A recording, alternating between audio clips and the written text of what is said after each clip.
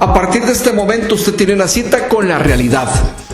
Todos los jueves a las 6 de la tarde por su canal preferido. Usted disfruta el análisis de los temas más importantes que suceden en nuestro país, en el campo político, económico, social y cultural, en la compañía de nuestros invitados. Bienvenidos.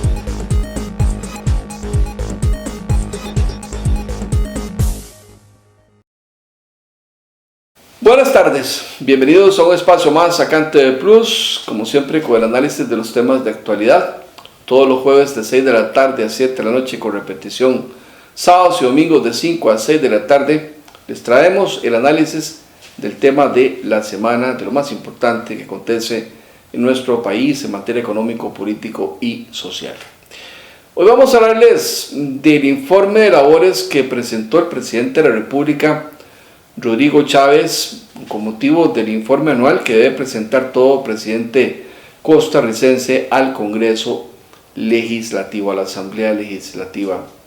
¿Qué dijo el presidente? ¿Qué afirmaciones hizo? ¿Cómo ve don Rodrigo Chávez Robles la gestión de su primer año de gobierno? Es lo que vamos a comentar el día de hoy. En la segunda parte también tendremos una invitación especial para un concierto de música cristiana. Entrando en materia, el presidente de la República fue al Congreso el 2 de mayo a decirle a los diputados que, en Costa Rica las instituciones que generan más desconfianza ante la opinión pública, de acuerdo a una encuesta que hicieron las universidades públicas, entre esas instituciones están la Asamblea Legislativa, están los medios de comunicación, que no es una institución pública, sino una empresa o empresas privadas. Dice el mandatario que también están los sindicatos y los partidos políticos. ¿Qué tendrá que ver esto con un informe de labores? No lo sé. Veamos. Según las encuestas de las universidades públicas, las 4 instituciones que generan mayor desconfianza en el pueblo son los partidos políticos, los sindicatos, la Asamblea Legislativa y los medios de comunicación. Recibo esos datos con profunda preocupación y dolor. Porque una democracia donde el soberano no confía en esas instituciones es frágil, está en riesgo. Bueno, interesante arrancar un informe de labores ante el Congreso, que es una obligación constitucional, ¿verdad? En Costa Rica, que el presidente de la República todos los años le entregue cuentas a los diputados, que son los representantes del pueblo, y por lo tanto es el primer poder de la República, el más importante del país, ¿verdad? El poder más importante entre el Poder Ejecutivo, Legislativo, Judicial y el Tribunal Supremo de Elecciones. El más importante es la Asamblea Legislativa. Pues yo nunca he visto a un presidente arrancando el informe, cuestionando la legitimidad de el órgano, ¿verdad? En este caso el Poder de la República, la Asamblea Legislativa, cuestionando la legitimidad, la aceptación de ese poder ante la opinión pública. ¿Qué opinas de esa introducción, Ana Mercedes? Sí, a mí me pareció muy extraño porque él va a brindar informe sobre su labor, sobre lo que él está haciendo, sobre la labor que ha realizado en el Poder Ejecutivo. Y eso es verdad, el Poder Ejecutivo no tiene que inmiscuirse en otros poderes y sobre todo, ¿verdad?, sacar recursos, ¿verdad?, en este caso una encuesta, ¿verdad?, que hizo las universidades, pero sacar recursos, ¿verdad?, que no tienen que ver al caso en este momento, porque no tiene nada que ver una encuesta de instituciones ante el informe de labores de su poder, ¿verdad?, de su gobierno, ¿verdad?, en este caso. Sí, es algo así como, yo interpreto el mensaje del mandatario como diciéndole a la Asamblea Legislativa, vengo aquí porque la Constitución me obliga, pero a mí me cree el pueblo, ustedes no, ustedes no valen nada. Y llegar ante esa actitud, con esa actitud ante la Asamblea Legislativa es prácticamente una falta de respeto, una agresión hacia los diputados. Y lo que el presidente se puede ganar es que los diputados se enojen y no le aprueben nada, no le voten nada, o empiecen a legislar y obligarlo a gobernar de acuerdo a lo que legislan. Es muy poco inteligente y también refleja un desconocimiento total de la política costarricense y del derecho costarricense, ¿verdad? Porque para empezar, que la Asamblea Legislativa no tiene por qué tener ninguna legitimidad ante la opinión pública. La Asamblea Legislativa técnicamente es el Congreso, donde están los representantes del pueblo, y que tiene funciones muy específicas ante la opinión pública. Funciones como cuáles: recibir el informe del presidente, valorarlo, estudiarlo, jalarle las orejas, ¿verdad? Nombrar magistrados, nombrar el defensor de los habitantes, hacer control político, promover y aprobar leyes, ya sea promoverlas ellos mismos y aprobarlas, o las que el Poder Ejecutivo llegue y le mande, pues decirle si sí o no. Y si el presidente dice, y usted me aprueba una ley, yo no se la firmo, usted la pueden resellar, aprobar el presupuesto de la República, ¿verdad? O sea, la Asamblea Legislativa no es el gobierno. No. La Asamblea Legislativa no tiene por qué tener una aceptación de la opinión pública como tal. No, y lo vemos también en la labor de los diputados. Crean comisiones de investigación, pero simplemente es una investigación político, y no tienen pública. Tampoco ninguna directriz que diga, mira, lo que se diga en esa comisión legislativa se tiene que acatar. No, es simplemente de investigación. Es correcto. Y algo gravísimo que yo noto en este tema es meter en esto a los sindicatos. Los sindicatos no tienen por qué tener la aprobación de la opinión pública. Los que estamos sindicalizados somos trabajadores. El sindicato nos tiene que echar cuentas a nosotros, los sindicalizados. Y los que se están agremiando. Los sindicatos no representan al pueblo, presidente Chávez. Sí. Los sindicatos representan a nosotros, los sindicalizados, ¿verdad? Usted y yo estamos sindicalizados en el sindicato del Colegio de Periodistas. Es el sindicato de nosotros, punto. Es para nosotros. O sea, ahí se equivoca el presidente cuando interpreta de que los sindicatos, no sé, como que tienen que llevar un pulso, como representan al pueblo, o sea, equivocado. Tienen que ser populares ante el los pueblo. Los sindicatos siempre han querido manejar esa idea, que ellos representan al pueblo, pero no lo representan. Representan los intereses de los sindicalizados, de los trabajadores sindicalizados. Otro tema es cuando involucran este asunto, ¿verdad? Hablando de legitimidad, a los partidos políticos. Los partidos políticos no tienen por qué tener legitimidad ante la opinión pública. Los partidos políticos son un instrumento legal, él mismo lo dijo, un instrumento legal para proponerse los candidatos a diputados, a regidores, síndicos, concejales de distrito, alcalde o presidente de la República, para proponerse una campaña electoral. La gente no vota por partido, vota por la persona. Antes se había una afiliación partidaria, en el siglo pasado. Esa afiliación era muy reducida. Y no entiendo qué tiene que ver esto con el informe de labores. Y peor aún cuando involucra a la prensa, porque se gana esto. Si nos mete a nosotros en esa fiesta, se gana usted la animadversión. ¿Qué tiene que ver la prensa con su labor de gobierno? O sea, o con la credibilidad o no credibilidad de nosotros como medios de comunicación no tiene que ver nada con su gestión de gobierno. Para empezar, que la prensa no tiene por qué tener una aceptación de la opinión pública, porque nosotros no somos gobernantes. La misión de un medio de comunicación es informar opinión o estrenar opinión, punto. Sí, no. Puede ser que nos equivoquemos a veces, informemos mal, opinemos bien o opinemos mal, pero nosotros no gobernamos el país, ni somos cogobierno. Sabemos que el presidente Chávez está peleado con ciertos medios de comunicación, creo que es, no sé, La Nación, Canal 7, no sé, me parece, no sé, problema de él, pero generalizar por eso no.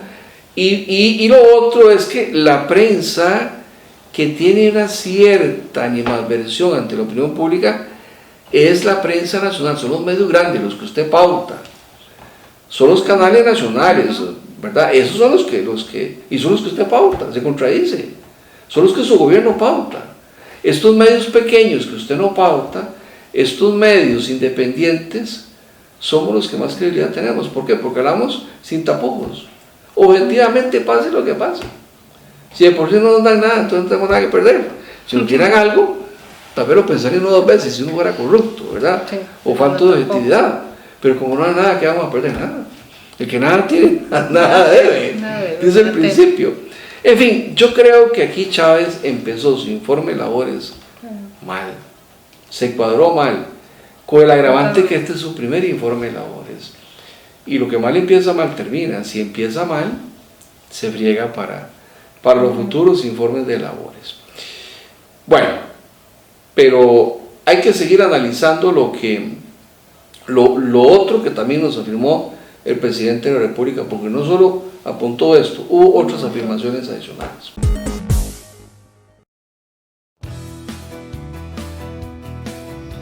Hola, mi nombre es Marco Franco y soy cantautor cristiano costarricense.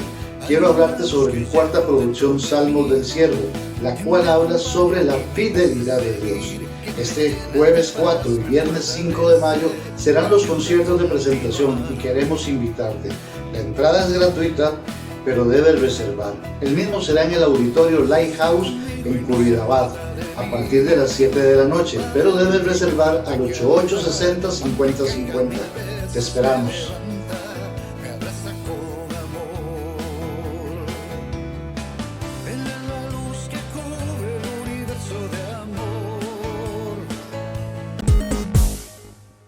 También el señor presidente de la República sorprendió al país afirmando que el Poder Ejecutivo, el gobierno de él, el actual gobierno, tiene una alta popularidad y que eso deja entrever pues que pensar que eventualmente su gestión es muy aceptable ante la opinión pública.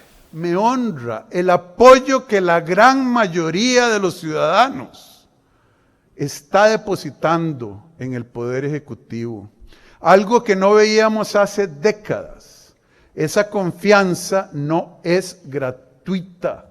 El pueblo no regala apoyo, ni se deja engañar con populismo, como quienes dicen, o como dicen más bien, quienes menosprecian la inteligencia de una ciudadanía que volvió a creer en su gobierno, a pesar del constante bombardeo de unos pocos medios y personas, inexplicablemente aliados para atacar la labor ejecutada, ignorando los resultados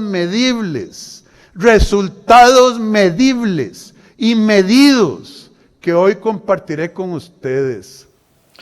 Otra afirmación que hizo el mandatario en el Congreso con motivo de su informe de labores de este 1 de mayo, que en Costa Rica desde hace algunos cuatrienios se viene haciendo los 2 de mayo, con una reforma que se hizo al reglamento legislativo. Otra de las afirmaciones que hizo el presidente, que también nos sorprendió a muchos, tiene que ver con que dice que él prometió en campaña electoral y cumplió. Dice el presidente que ya cumplió con la reactivación de la economía, que ya cumplió con disminuir el desempleo y que ya cumplió hasta con bajar la inflación y los precios del arroz. Logramos reactivar la economía. Al iniciar mi administración, la tasa de desempleo era 13.3 y bajó a 11% en febrero y sigue bajando. La más baja en los últimos 4 años. Generamos 61,000 nuevos puestos de trabajo. Cada día en los últimos 6 meses nada más, 200 ciudadanos se fueron a dormir con esperanza porque encontraron empleo. Bueno, es que el presidente de la República dice que mientras la inflación del año pasado osciló entre un 10-12%, la de este año anda en un 4%, deja entrever de que ese es un buen número para pensar que la inflación para fin de año va a ser menor que la del año anterior y que ese es el impuesto más caro que se le mete a una población, sobre todo a las clases más desposeídas, porque las pagan por igual ricos y pobres, y que con esto, bueno, pues él cree que está haciendo bien un buen manejo y que está haciendo bien las cosas en materia económica y un buen manejo económico. Trabajamos duro para controlar la inflación, que es el más injusto de los impuestos, porque los pobres pagan igual o más que los ricos. En agosto, la inflación estaba en 12.1% y hoy es 4.2%, casi 2/3 partes de reducción desde agosto. También el señor presidente dice que él ha reducido la deuda pública, que el Estado le debe menos de lo que debía hace un año a sus acreedores. Veamos.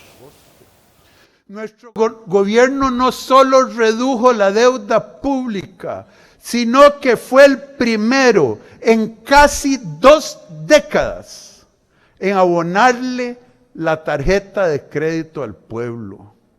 Cerramos el 2022 con un superávit primario de un 2.3% del Producto Interno Bruto. Esos son 5 billones de colones que no tendrán que pagar las futuras generaciones. Bueno, y Rodrigo Chávez se jacta que el crecimiento económico de su primer año de mandato no fue de un 3.5 como que era la proyección que se tenía por parte del Banco Mundial o el Fondo Monetario Internacional, y que en realidad el país creció un 4.3, un crecimiento que dice el presidente de la República en su informe de labores al Congreso fue muy por encima de las expectativas que tenían los organismos internacionales, que está entre los primeros lugares a nivel latinoamericano y que está entre los primeros 4 lugares a nivel mundial. Estas y otras buenas políticas públicas hicieron crecer nuestra economía en un 4.3%, bastante por encima del 3.6% del promedio alcanzado en América Latina y el Caribe. Llevamos costarricenses 6 meses continuos de crecimiento económico. Avanzamos sin pausa. Pero como bien sabemos que nadie es profeta en su tierra, quiero compartir con ustedes cómo ven nuestro desempeño prestigiosos organismos internacionales. No lo dice Rodrigo Chávez. La empresa de recursos humanos Manpower registra a Costa Rica en el segundo lugar entre 41 países donde más aumentó el empleo en la empresa privada, donde debe aumentar el empleo. La prestigiosa publicación The Economist Intelligence Unit resalta que el trabajo del gobierno ha hecho que Costa Rica empate en el 4º lugar en el mundo entre los países que más han mejorado el ambiente para hacer negocios e invertir. Empatamos con India y Suecia. Fuimos los campeones de toda América Latina. 2 reconocidas calificadores de riesgo nos subieron la nota. Fitch Ratings destaca, mientras que hay en el mundo un récord de países que cayeron en default o que pueden caer en default, Costa Rica sube 2 peldaños en su calificación.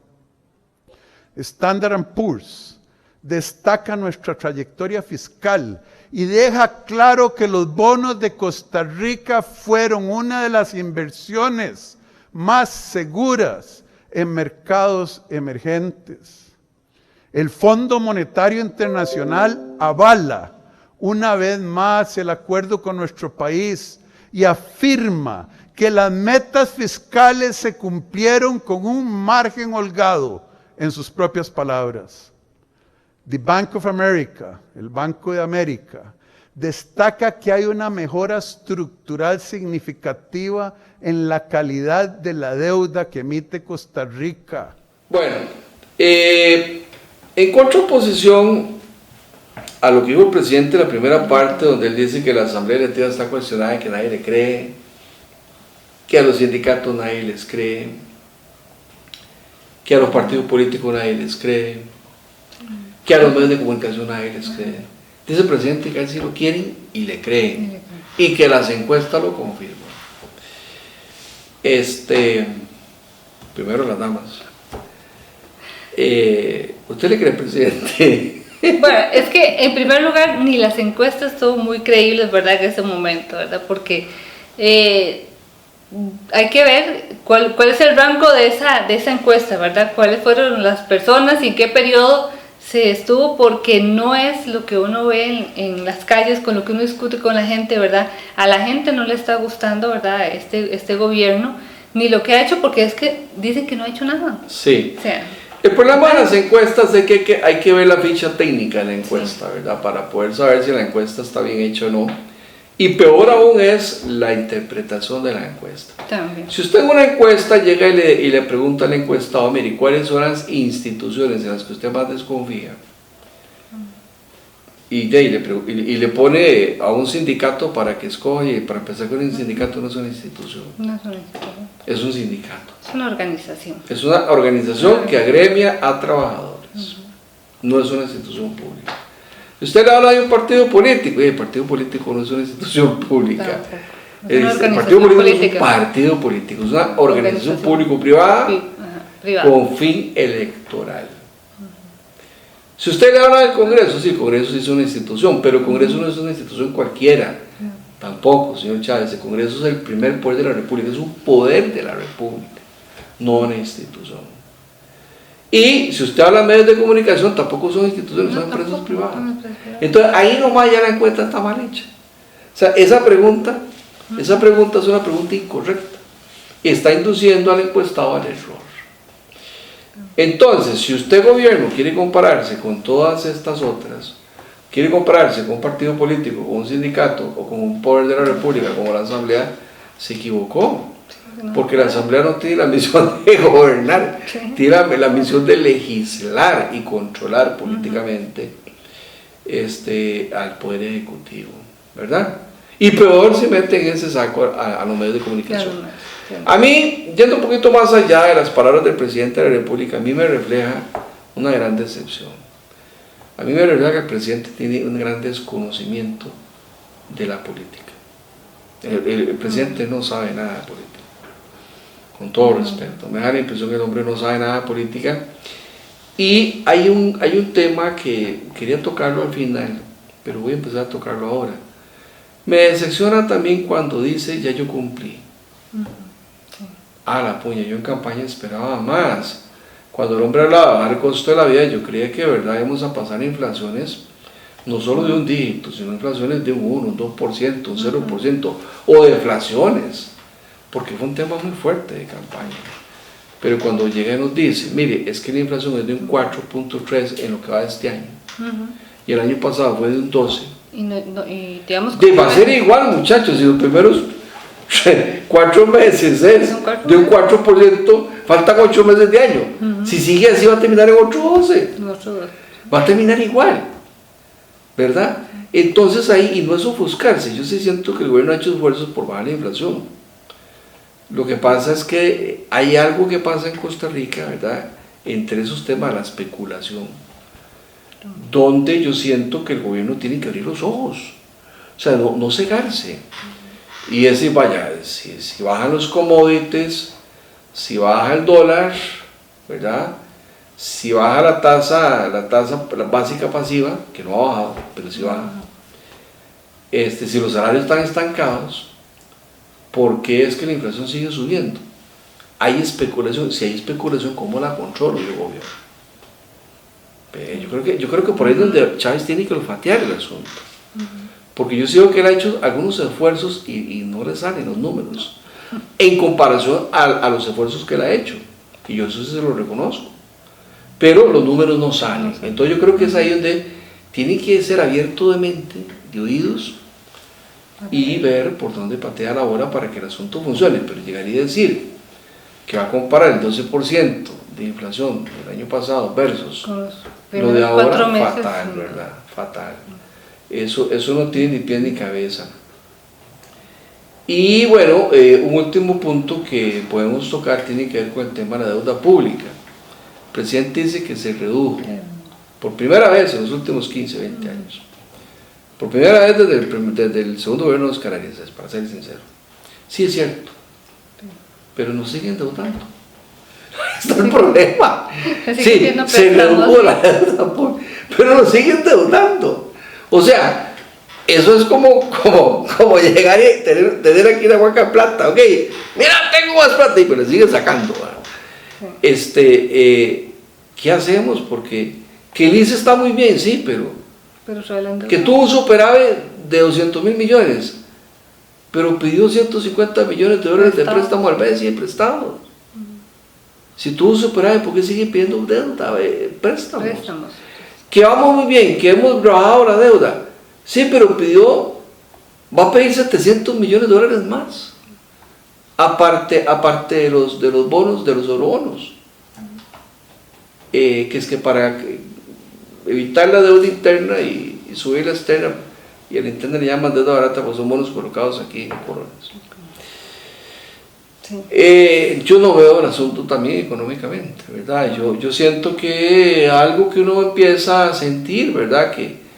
Que medio se respira es, como dice don Rodrigo Arias, por los impuestos de don Carlos Alvarado, porque ya no estamos en pandemia, ¿verdad? Nos quitamos la mascarilla y hay que volver a ir a trabajar, pero seguimos constreñidos, ¿verdad? No hay un despegue económico y la deuda nos mantiene asfixiados, la deuda pública, ¿verdad?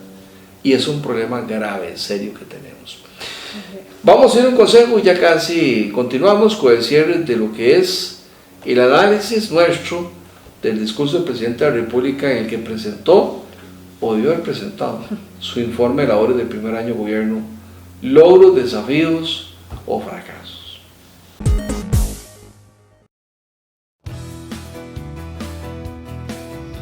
Hola, mi nombre es Marco Franco y soy cantautor cristiano costarricense. Quiero hablarte sobre mi cuarta producción, Salmos del Siervo, la cual habla sobre la fidelidad de Dios. Este jueves 4 y viernes 5 de mayo serán los conciertos de presentación y queremos invitarte. La entrada es gratuita, pero debes reservar. El mismo será en el auditorio Lighthouse en Curridabat a partir de las 7 de la noche, pero debes reservar al 8860-5050. Te esperamos.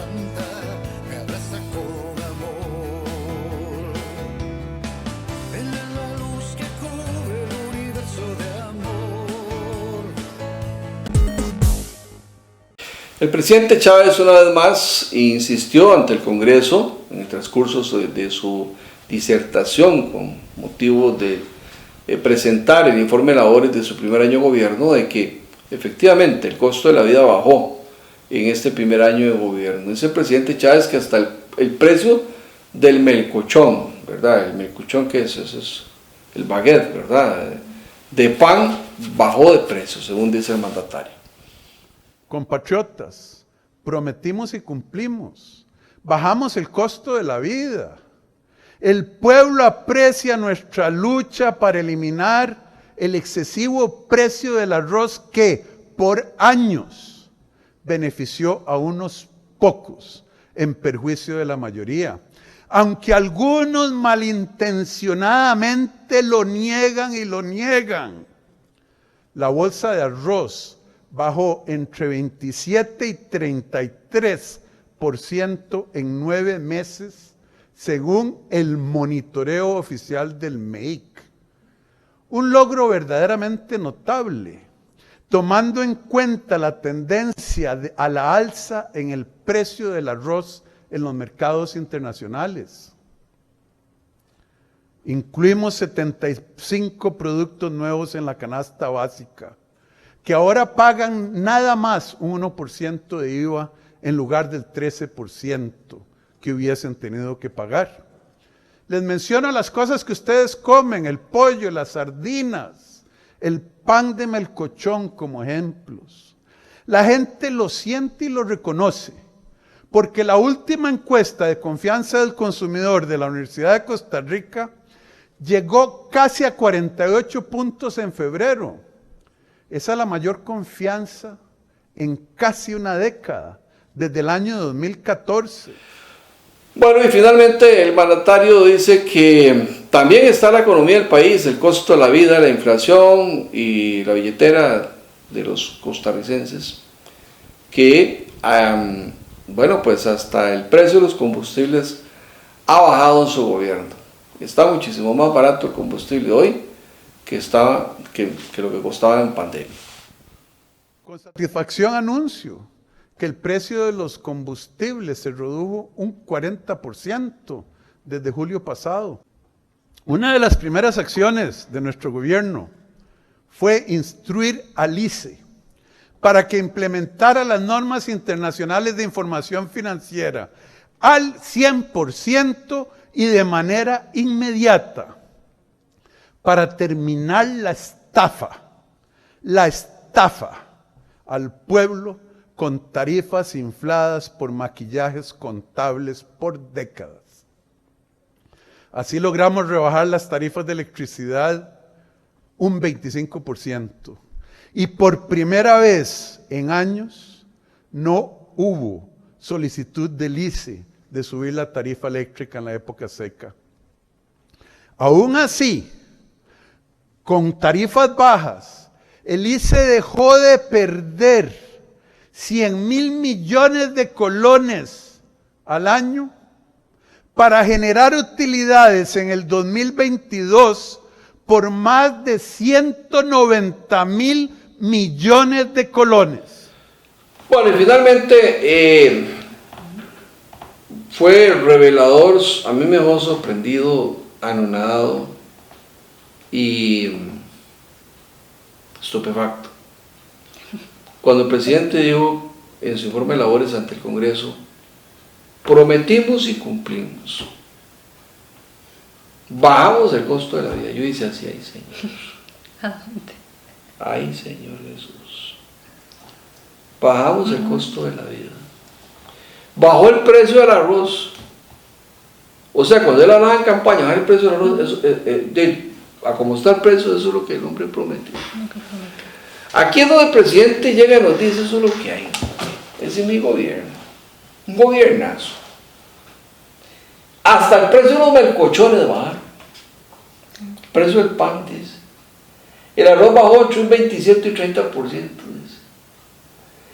Y todavía la saca, como dicen los jóvenes del estadio, cuando me dice, y bajó el precio del combustible. Ana Mercedes, empezamos por la comida, la fruta, las verduras, usted cada vez el agricultor, y a la gasolina hablo yo, que soy el que paga la gasolina cada vez que le echo el carro. Bueno. Bajó el precio del melcochón, barba. No, más bien subió. Subió el melcochón. Subió. ¿Cuánto vale antes, cuánto vale ahora? Valía 500 colones y ahora ya está por 600. El melcochón. El melcochón. Dígame dónde bajó el presidente Chávez para ir a comprarlo. En algunas panaderías hacen promociones, pero es para que la gente vaya a comprar y la gente bajó el precio del arroz. Aprovecha. No, tampoco. Y lo más que bajó fueron como, no sé, 5 o 10 colones en algunas presentaciones. Y en otras más bien subió. Sí. Ha subido. O se mantiene al mismo precio. O se mantiene el mismo precio, sí, pero muy poco, en muy pocos lugares. Sí. Que también ahí es donde tú apuntabas, la especulación. Porque dependiendo del comercio donde lo vayas a comprar, tienen otro precio. Tienen otros precios. La feria del agricultor. Los bananos, antes eran a mano como 20 bananos por 500 colones.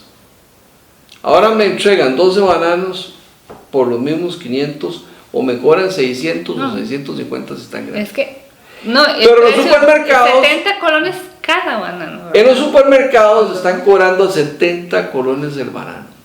No, en los mercados. Pero no solo es eso, hay supermercados y hay mercados donde ya los cobran por kilo. Ahora por kilo. Y yo no sé, ¿será que me tengo como los chanchos, comerme la cáscara? Sí. Pues la cáscara no se come. No se come. Yo no sé por qué me van a pesar la cáscara, porque la cáscara no se come. Los plátanos antes eran a 7 por 1000 en la feria.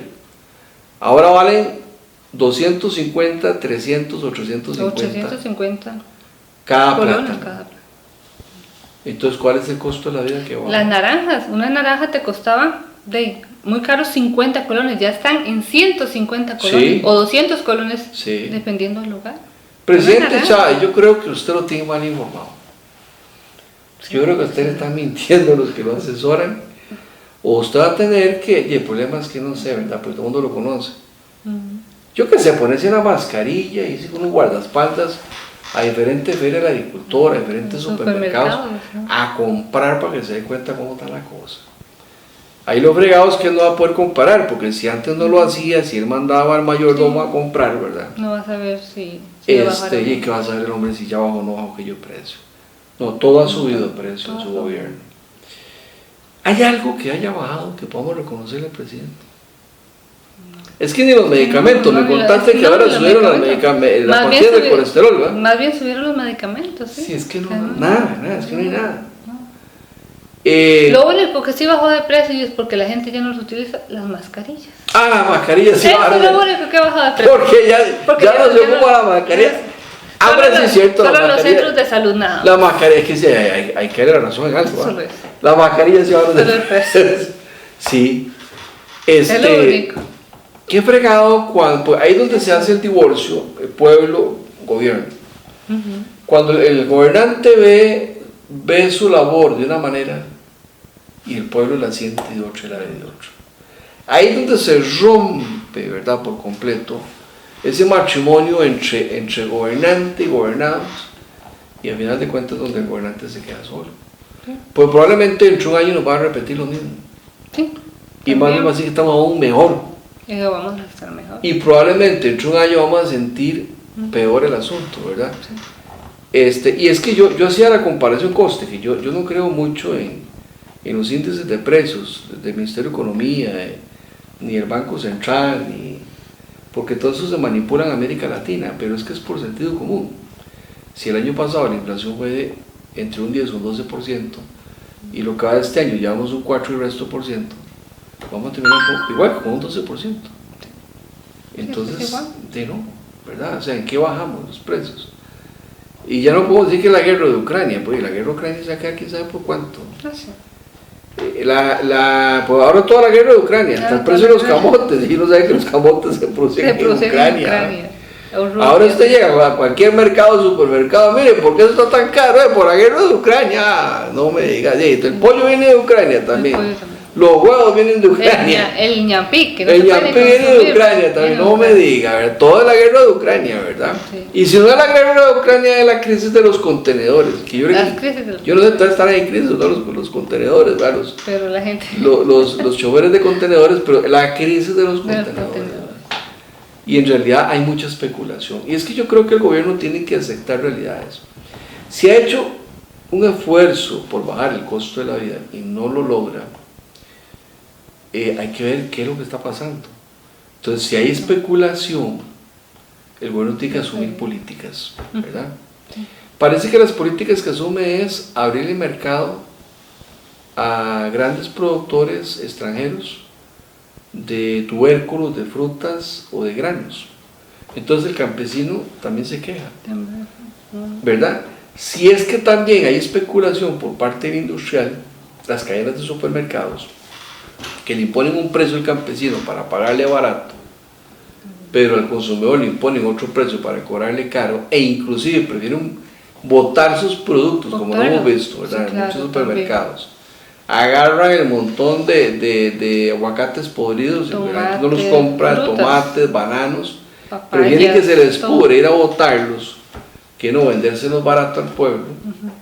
Si eso es así, el gobierno de turno tiene que ver qué hace para regular esa especulación que hay. Porque si yo industrial, yo le pago a usted el banano a 5 pesos, ¿por qué no lo vendo a 10? ¿Verdad?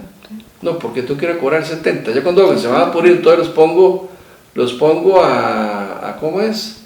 A 10 colones cada banano, no, ¿cómo es? A 10 por 100, algo como por 200. 10 ¿no? por 200. Salen como a 15 pesos.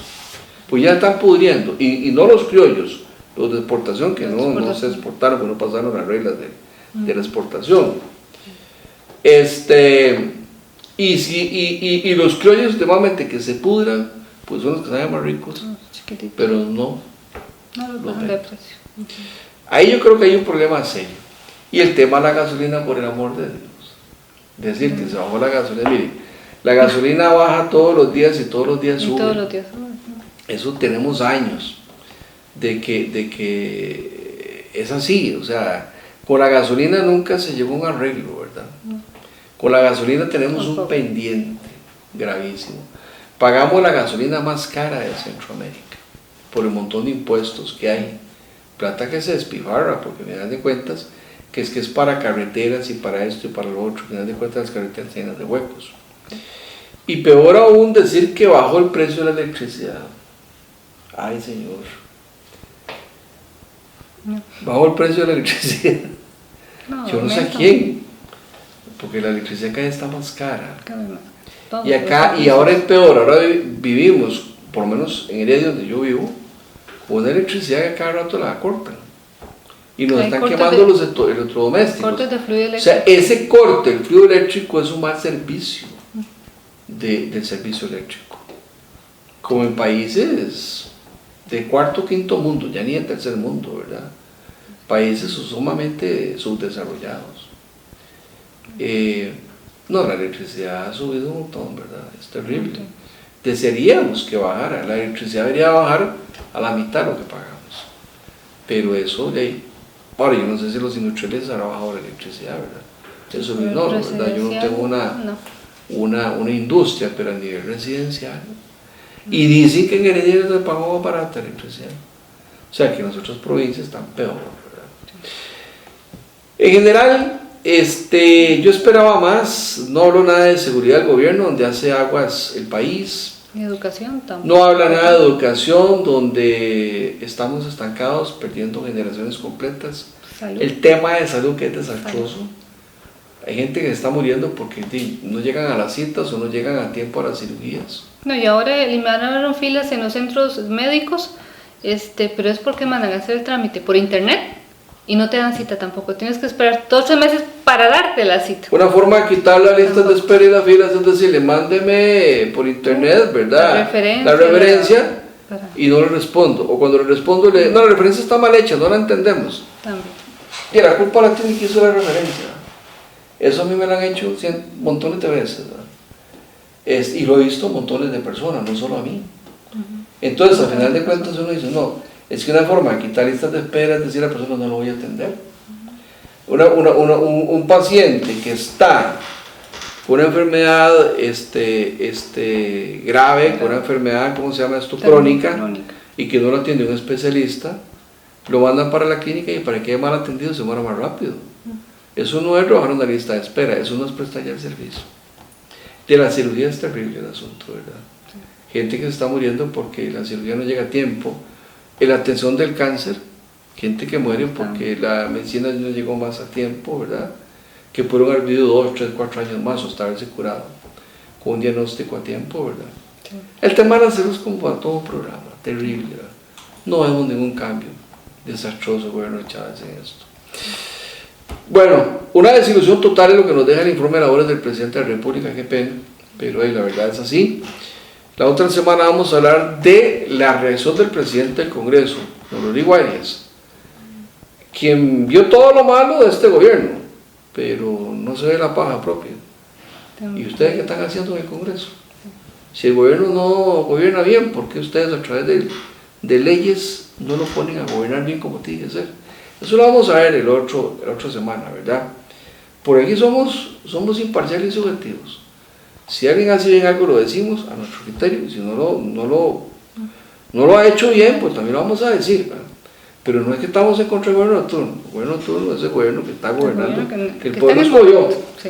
Vamos a darle la opinión también a la oposición, su análisis, porque están debiendo. Y debiendo mucho en ese Congreso, ¿verdad?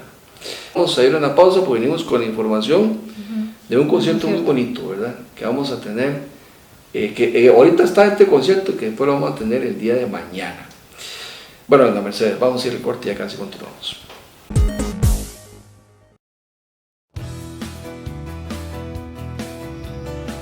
Mi nombre es Marco Franco y soy cantautor cristiano costarricense. Quiero hablarte sobre mi cuarta producción, Salmos del Siervo, la cual habla sobre la fidelidad de Dios. Este jueves 4 y viernes 5 de mayo serán los conciertos de presentación y queremos invitarte. La entrada es gratuita, pero debes reservar. El mismo será en el auditorio Lighthouse en Curridabat a partir de las 7 de la noche, pero debes reservar al 8860-5050. Te esperamos.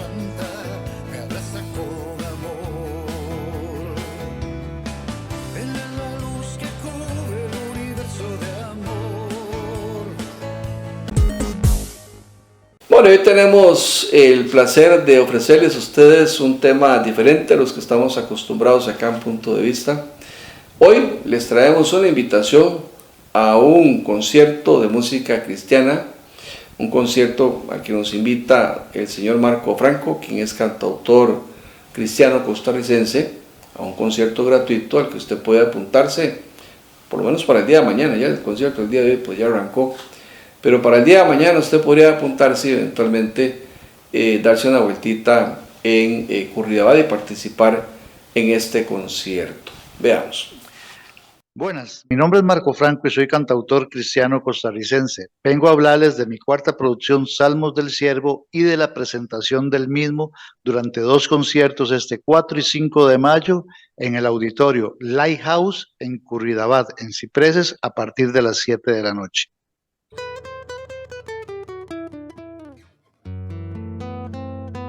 Marquitos, coméntenos algo. ¿Cómo es esto de que usted hace un concierto sobre salmos?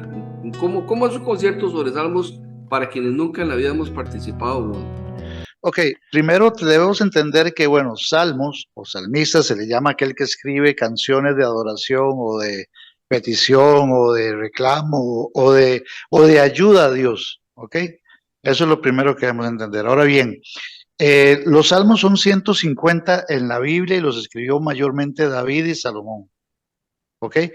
Pero en la era actual, uno escribe canciones de diferente manera y de diferente forma. Este disco se llama Salmos del Siervo porque son canciones que hablan de la fidelidad de Dios. Entonces van contando una historia a través de las 11 canciones. Marco, vamos a ver, usted se inspira, Dios le revela, ¿cómo llegó a tomar la decisión de, vamos a ver, de escribir y cantar salmos que tú mismo has redactado y que consideras que debes compartir con el público? Ok, primero tengo que decir que Dios desde muy pequeño me cuidó y tenía un proceso muy personal conmigo, ¿ok? Yo nací, creo que para ser músico, esa es mi labor. Y durante muchos años yo estuve cantando en bares y restaurantes, fiestas privadas, música trova, por muchos años, ¿ok? Pero siempre estuvo en mí el hecho de que yo quería escribir música para Dios. A través de un milagro que vivimos en nuestra vida, es que ya decido dedicarme 100% a esto. Pero yo desde muy pequeño, Dios me cuidó a pesar de todo lo que he ido pasando en mi vida y a pesar de todas las experiencias y los errores que cometí, Dios siempre cuidó de mí. Ahora bien, las canciones son canciones. Ahora, a este disco le llamé Salmos del Siervo porque son canciones que hablan exactamente de esa historia de fidelidad, de esa historia de perseverancia de Dios, de que Dios siempre estuvo ahí. Y entonces por eso le llamo. Tengo 3 discos anteriores y bueno, no le llamé salmos. A este le llamo salmos porque son como canciones que vienen de adentro, que cuentan lo que Dios ha hecho conmigo a través del tiempo. Yo creo que todo nace del amor y todo se debe ver a través del amor, ¿verdad? Y hay un amor en mí que debo expresar. En mi caso lo expreso con música. Hay gente que lo expresa de otras maneras. Yo lo escribo con canciones y con ritmos muy particulares. ¿Ok? ¿Por qué debo compartirlo? Porque yo creo que esto que yo siento hay que compartirlo para que la gente pueda vivir de una manera espiritual. El ministerio como tal, Bohemia Espiritual no tiene color denominacional. ¿Por qué? Porque yo no hablo de religión. Yo hablo de un Dios que está vivo, un Dios que nos ama profundamente y que ha hecho que a través de la vida todo lo que hemos pasado, bueno o malo, nos va acercando a Él. Entonces, cuando yo comparto eso es con la esperanza de que aquellos que algún día estuvieron y hoy no están, regresen, o aquellos que no han conocido, conozcan. Eso es básicamente la razón por la cual escribo canciones y canto canciones. ¿El concierto en sí consideras que es dirigido para la juventud o el público meta no tiene edad? No, no tiene edad. Yo creo que es un mensaje bastante universal y bastante sencillo también, ¿verdad? El asunto es entender que todo lo que Dios hace es bueno y todo lo que Dios permite es necesario en nuestra vida. Entonces, va desde todas las edades y a todos los tamaños, ¿verdad? Yo creo que, bueno, debe haber una historia y yo creo que hay muchos que ya a los 10 años tienen una historia bastante profunda y bastante dolorosa también. Y a ellos hay que llegar también. Entonces, cuando yo escribo una canción no pienso en un grupo meta o en una edad establecida. Pienso que de alguna manera, o la escribo con la esperanza de que de alguna forma que esta canción ayude a ese propósito. Yo toco varios temas, ¿verdad? Pero sobre todo es esa, es la fidelidad de Dios, el hombre buscando a Dios, Dios buscando al hombre, la historia de la salvación, la intimidad con Dios, porque al final Bohemia Espiritual es eso. Bohemia Espiritual, si pensamos en un bohemio, pensamos en alguien desadaptado, romántico, que anda en una vida bohemia, que anda de bar en bar, y que su motivo su motor de acción es aquello que lo tiene insatisfecho, pues normalmente son de las personas que podríamos decir que reclaman socialmente, que están en contra del sistema. Bueno, Bohemia Espiritual es eso. Bohemia Espiritual es hablar de aquello que está mal y que podemos cambiar, y aquello que está a nuestro alcance en vivir, en estar más cerca, en cambiar el mundo a través de un mensaje que recibimos, que aceptamos y que después compartimos. Y que cuando yo vivo ese mensaje, o cuando yo vivo ese amor, cuando yo me doy cuenta de que yo soy hijo de Dios, de que alguien murió por mí, entonces yo empiezo a cambiar el entorno cercano. O sea, mi familia, mis hermanos, mi mamá, mi escuela, mi colegio, todo eso va cambiando. ¿Por qué? Porque hay algo en tu interior que cambia. Entonces, es la esperanza de que la gente por dentro, cada uno haga lo que le toque y cambiemos este mundo, porque al final a quien le toca cambiar el mundo es a nosotros. O sea, ya Dios dejó y estableció todo. Ahora, ¿a quién le toca cambiar el mundo? A nosotros. ¿Y cómo lo vivimos? A través del amor. Porque todo, al final todo tiene que ser visto a través del amor. No existe otra forma.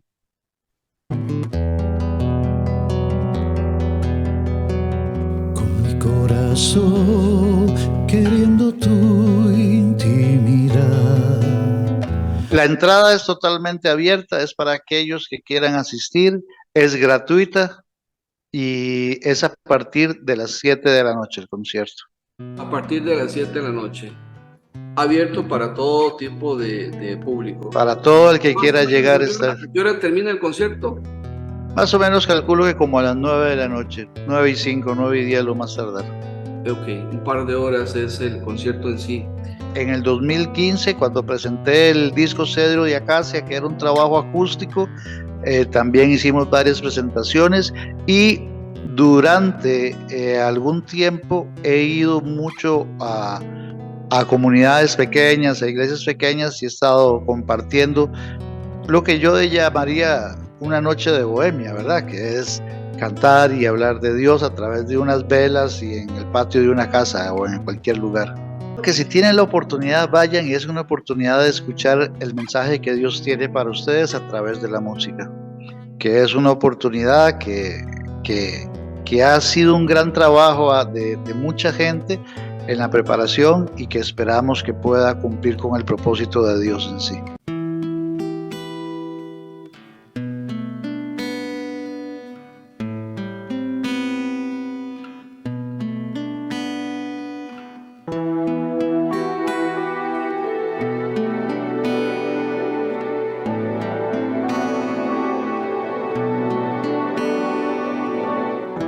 sé que todo lo puedes, Señor, y que no hay nada que se esconda de ti, que yo en tus brazos puedo descansar y que tu diestra me sostendrá, pues torre fuerte es tu nombre, El Shaddai.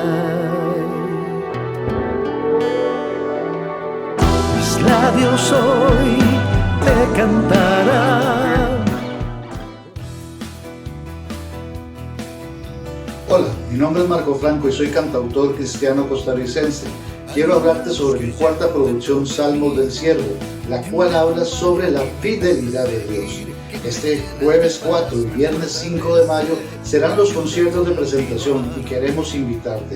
La entrada es gratuita, pero debes reservar. El mismo será en el auditorio Lighthouse en Curridabat a partir de las 7 de la noche, pero debes reservar al 8860-5050. Te esperamos.